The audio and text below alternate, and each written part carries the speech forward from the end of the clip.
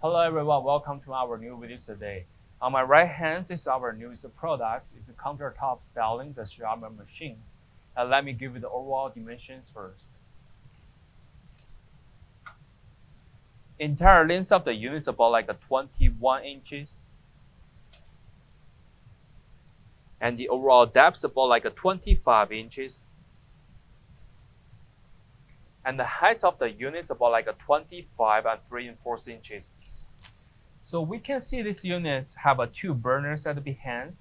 They come in with the two individual adjuster fires on the side, the switchers. And also at the bottom side, we can see the ETL sanitation stickers and the BTO information from the manufacturers. And when we look in the front, they have a green buttons at the bottoms. This one for you to power on the motors to spinning right here. And also the bottom of the unit, they coming up with trees.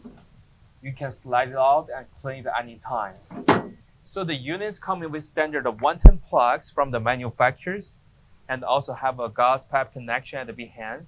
And also from the manufacturers, they give you the injection adapters. You can using the either liquid propane or natural gas.